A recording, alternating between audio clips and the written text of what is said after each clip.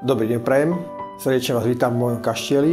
Dovoľte, aby som sa predstavil, moje meno je Marian Filo a dnes vám ukážem, ako sa pripravuje kúra kráľovské na hrybikoch, ktoré pochádzajú z nášho lesa.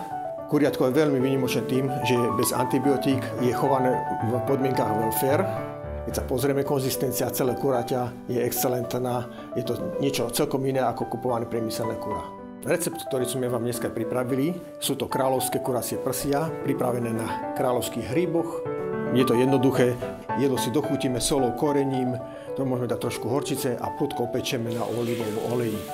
Podávame rôzne druhy omáčov a potom sa krája a flambuje pred hosťom.